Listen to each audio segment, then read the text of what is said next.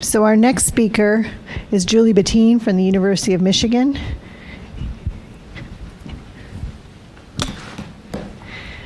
Who's going to be talking to us about single molecule fluorescence microscopy for imaging of DNA replication and repair. Thank you. So thank you so much for the invitation to be here. We've heard a lot of great things about high sensitivity applications for single molecule detection.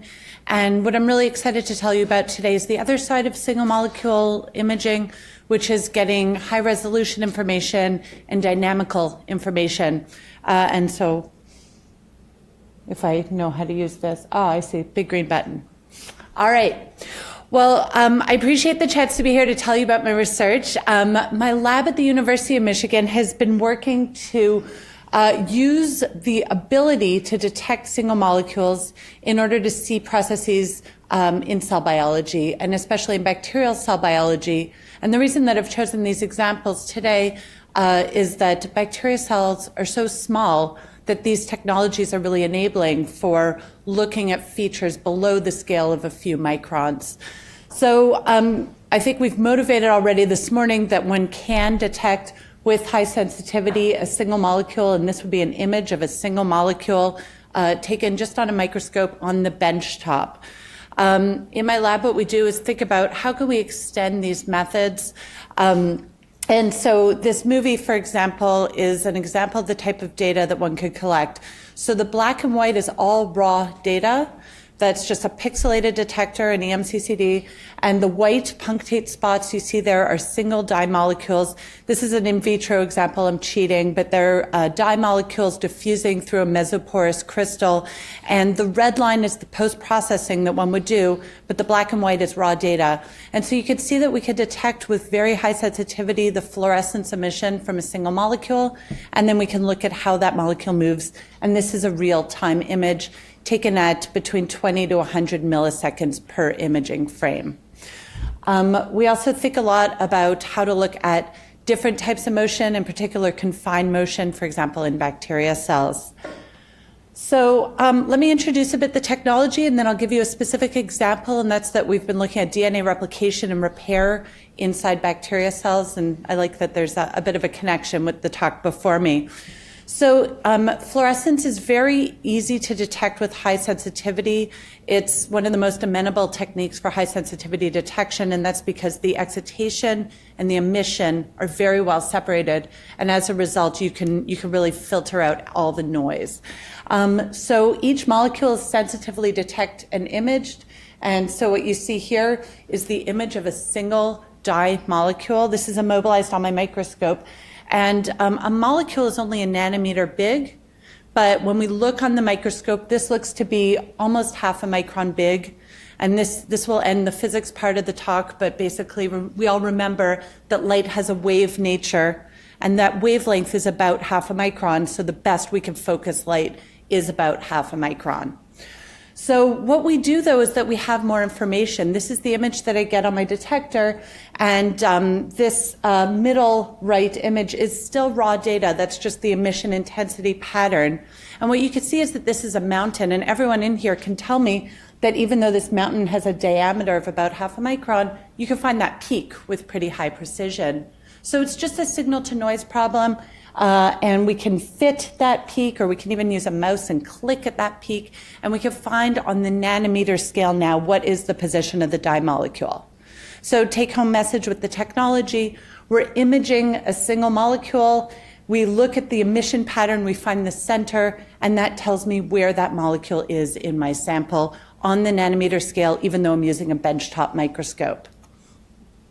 What really got me into this field and blew me away is the fact that one could do this even in living cells. And so what you're looking at on the left side is the same type of image I just showed you. This white punctate spot on the left, that's emission from a single molecule. Now we're looking at a fluorescent protein like GFP, and it's inside a bacteria cell that you can barely see. It's that crescent shape. So we choose the background so that there's very low background from the media, from other things in the cell. And this is actually just a frame in a movie. And so if you look at that white punctate spot and I start the movie, you'll see it does a zigzag back and forth across the cell. So there it goes to the right and back to the left. And so this is looking in real time at motion on the nanometers per second scale. I started my career as a solid state physicist, and so it just blew me away that we could do these things in biology.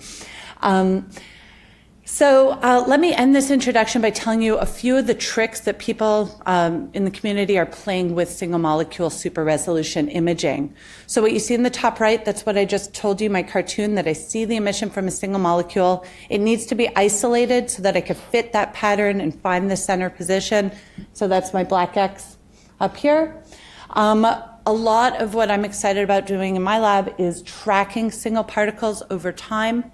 And the idea here is if I know where that molecule is at time 1, and I know where it is 50 milliseconds later, and I know where it is 50 milliseconds later, I could get out information about directed motion or diffusive motion or no motion at all. I could conclusively say that. So this technology relies on having single isolated molecules. If I have too many molecules, those emission patterns all overlap and my whole screen lights up and I can't play this trick. But I can look at two molecules that are close together if they're in different colors. So for example, if I have a green molecule and a red molecule, I can look at them in separate channels by separating out the colors. And finally, we do things that are called super resolution imaging. So the acronyms that usually come up are POM or STORM. And the idea here, this is my cartoon of, many, many molecules, maybe 6 or 10 molecules inside a single bacteria cell. My whole cell lights up. If I could turn on one molecule at a time, like Christmas lights, and let them blink, I can localize the position of 2 molecules, then another 3, then another 2, and over time build up structure. So armed with these tools, we set out to look at processes in bacteria cells. And here's what my bacteria cell experiments usually look like. This is a Bacillus subtilis bacteria cell. It's a model gram-positive organism. Right now, there's actually 80 labeled molecules in there. Unlike the nice advantages that we just saw for mass spec, where you can look at unlabeled molecules, here we need to think about what is our target. So in these cells, we've labeled a protein called MutS that I'll tell you about in a minute. We've labeled MutS with GFP. The way this works is you go into the chromosome of the cell, and every time there's a gene for MutS, there's only one, we add the gene for GFP so that every time the MutS protein is expressed, it's armed with, I think of it as a backpack with a flashlight. So all those MutS molecules are labeled. They're labeled very specifically, and all of them are labeled. There's no unlabeled copies. But right now they're all off. And the reason is that my favorite fluorescent protein, it's actually called PA-M-cherry, photoactivatable M-cherry. A lot of these fluorescent proteins have fruit names. M-cherry is a red one. M-tomato is a bit more orange. So photoactivatable M-cherry, it's a molecule that's initially in a dark state. A pulse of 4 or 5 nanometer light will turn on some of the molecules. I can image those molecules and repeat. So I think of this as the bacteria cell as a test tube. I could do more and more experiments one after the other. So initially it's off, and in this movie that I'll show you, every time you see that white pulse, that's my 4 or 5 nanometer laser. It's very violet, almost UV. And after that, molecules turn on. So here's my pulse, and then you can sort of see this dancing dot moving around the cell. I think the dynamics are a really amazing aspect of single molecule technologies, because what I could do now that I have only one molecule here is see how it's moving around the cell. So I could build up a super resolution map, and probably on the TV screen you could see it better, that there's a lot of density around the center of the cell, but then also some random spots all around. So we're saying that really often I see MutS, this protein, at the center of the cell, but then sometimes it's found in other positions. And because I have the timestamp on my data, I can also look at the trajectory information. And so here are some example trajectories where we had MutS exploring the whole cell and then lingering or dwelling at the center position. So armed with these technologies, let me tell you a couple quick biological snapshots of what we can do with these methods. So the work that we're doing on DNA replication and repair, it's all done, as I said, in this model organism, Bacillus subtilis. It's a nice model for DNA replication and repair, and many of the processes are conserved right up through human cells. And this work is all done in collaboration with Professor Lyle Simmons, who's my collaborator across the street in our molecular biology department. I'm in chemistry. And so to remind us of these processes, we all know that the cell has DNA. The DNA needs to separate, and then each of the strands get replicated. And so what we have in the cell, remember bacteria cells don't have a nucleus, so this happens at specific positions in the cell. In Bacillus subtilis, it's at the center position, and then it goes to the quarter positions for most of the cell cycle. And there's lots of machinery that come together in what we call the replisome in order to affect DNA replication. So polymerase Polc is one of the most important pieces here, and Polc processes along the DNA to affect replication on both the leading strand and the lagging strand. And then the other thing that you want to think about is that there's a lot going on here. So we saw in the previous talk that errors in DNA replication could lead to disease. And so there's both careful attention to having good replication in the cell, but also lots of processes to repair any mistakes that happen or any lesions that occur.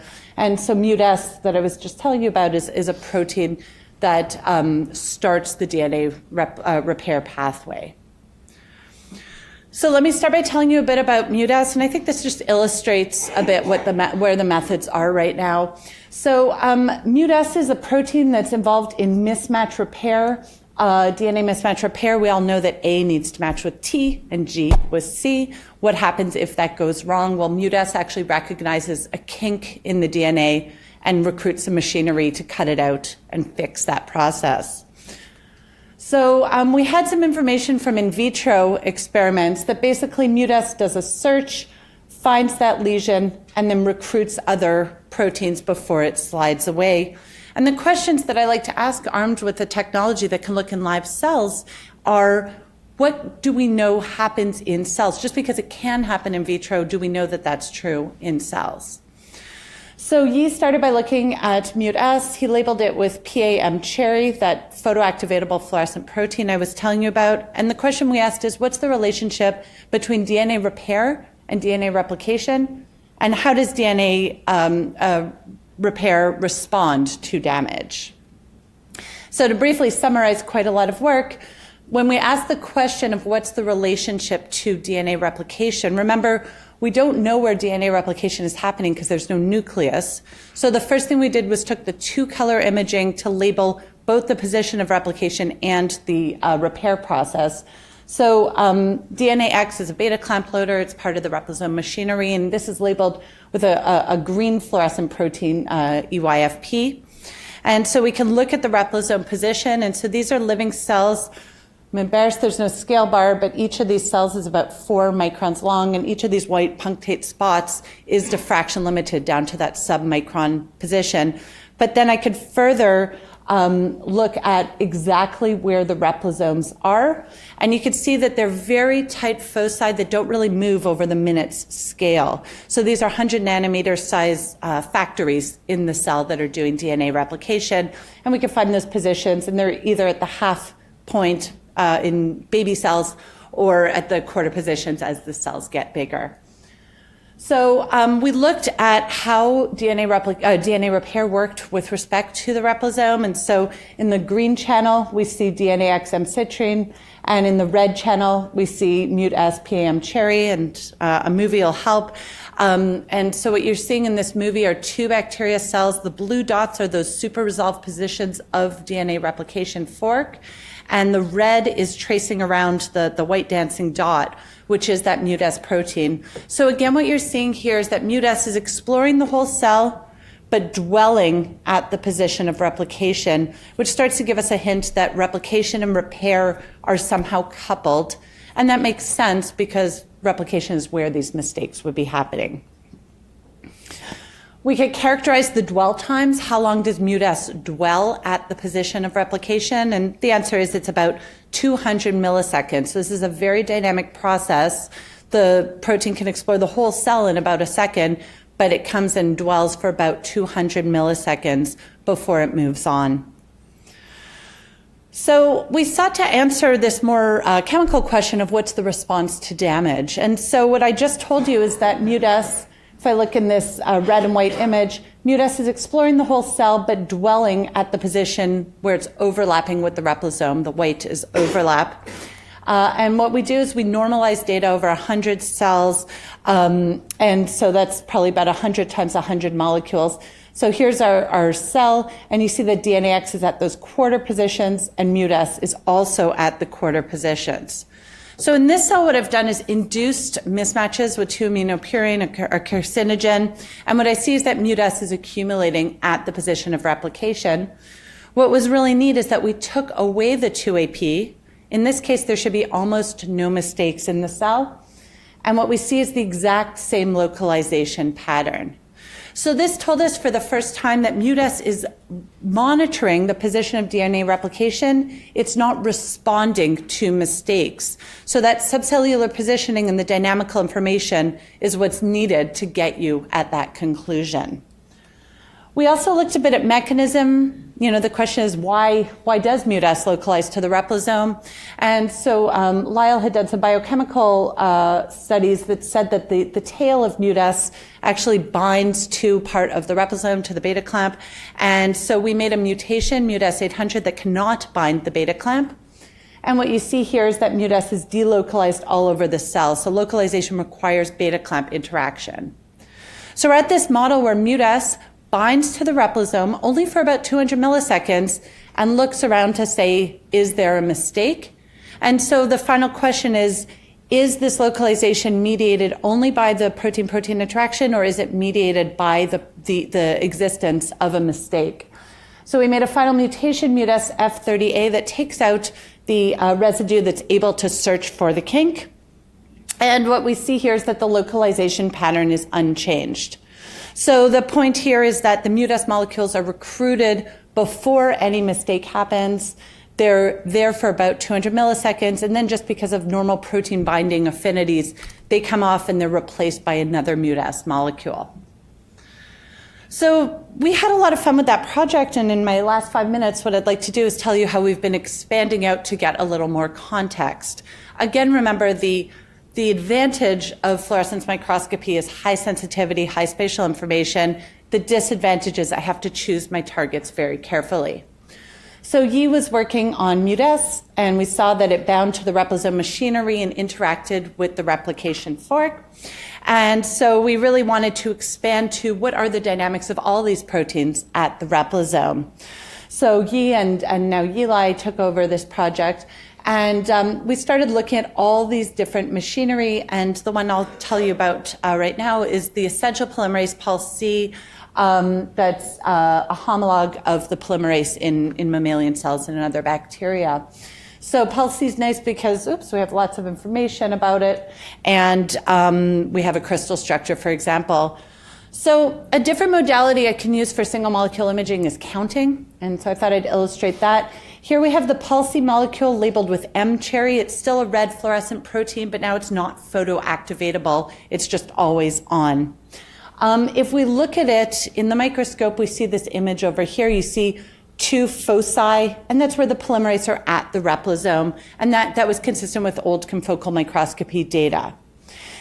These are new cells, so they're nice and small, and the replisome's at the center position. What's neat about single molecule imaging, or any fluorescence imaging, is that over time, those dye molecules will bleach. So they're emitting photons, and then all of a sudden they break. There's some chemistry involved that's not that important, and often this is a limitation because we're trying to track our molecule, and it turns off. Here we use that as an advantage. If I had a test tube full of dyes and shone a laser on it, it would just slowly exponentially decay in brightness. But if I look at single molecules, if there's only a handful of molecules, I could see them bleach in a stepwise fashion. So that's what I'll show you in this next movie, and probably better to look at the TV screens. So here what you see is the puncta at the center getting dimmer, dimmer, dimmer, and now there's only one molecule on, and now they're basically gone. So the light gray data in this chart is sort of those steps down, and we use some nice algorithms to fit and count exactly the number of molecules there. And what we find is that there's 3 copies of Polc at each replication fork, and it's sort of 6 sometimes because it's bidirectional replication. So we see that 3 or 6, and that's consistent with work that's been done in E. coli as well. So we could count how many polymerase molecules there are. Now, I told you there's a leading strand and a lagging strand, so we only really need 2 molecules. But now there's a third, and so we think of this as a tool belt model, that you have 2 hammers, but you have one in your belt just in case it breaks. Now, the interesting thing here is that my student Yi, who's a perfectionist, he looked at this data and he said, well, I said, these are great images. And he said, Julie, the background is too high. And so again, you probably want to look on the TV. What you can see is that this background here is kind of gray. So let me show you another example. Here's 2 bacteria cells. You see the white focus, but you also see that gray background. And indeed, Yi looked at some wild type cells with no labels. They're totally black. So we can actually quantify what that is. That's freely diffusing polymerase in the background. It's moving around so quick that I can't localize it, as if you took a picture of me and I waved my hand really fast and I just sort of blurred out.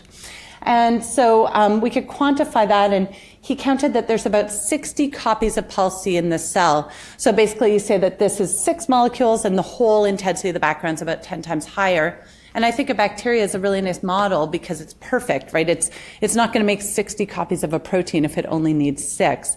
And so the reason is the dynamics. The reason is that the molecules only stay at the replisome for some amount of time. So we went back to tracking experiments, and what you see here is the same polymerase. Now it's labeled with my photoactivatable M-cherry, and this trajectory in the red circle starts at the bottom of the cell. It's a polymerase that's moving around the cell and then dwelling at the replisome. And so we could count that basically these dwells occur at the replisome positions, and we can use some time-lapse imaging in order to find that the polymerase, which in vitro is actually processive on the scale of hours, exchanges on the scale of 3 seconds in the cell. So again, right, the dynamics really help us understand what's going on here. We have 2 polymerase molecules at the replisome. We have a third at the replisome ready for if the polymerase encounters a lesion, encounters some of the damage or mistakes that we were talking about in the first half of the talk, encounters any kind of kink in the DNA, or is needed to do repair elsewhere in the cell. So this exchange of 3 seconds was really novel, and in some data that I won't have time to share with you, what we did was, again, try to examine how does that 3 seconds change as a function of different stress. And the 2 types of stress that we thought about were arresting DNA replication in a chemical way. This blocks the polymerase active site. And then arresting DNA replication by literally cross-linking up the DNA and causing a traffic jam. And the main conclusions that we find here are that though the polymerase is pretty processive in vitro and exchanges about every 3 seconds in normal cells, if I add HP ura and stop DNA replication from occurring, the polymerase now exchanges at a 1 second instead of 3 second scale. So much faster. So definitely this exchange is not only protein-protein interactions, but also mediated by protein-DNA interactions. So in conclusion, I think, I mean, I didn't put any conclusions about the methods, but I think single molecule methods are amazingly powerful for seeing how things are positioned and moving, even inside living cells, and even inside things as small as bacteria. Replication and repair we found to be intimately coupled, and we found also, and we're finding continuously, that all of these DNA replication proteins are very dynamic, and we can measure some of the chemical effects of how they're changing inside the cell. So let me end there by thanking the people who did the work I just showed you. This is a collaboration with the lab of Lyle Simmons, his student Jeremy, and his postdoc Lindsay. The work was started in my lab by Yi Lau, my former student, Yilai Li, my most recent PhD graduate, and is now being continued by Tuan Chen, and I'm very happy to take any questions.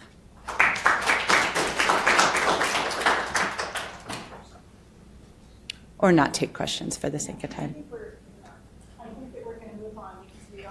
Behind schedule substantially, so we're going to move to our next talk.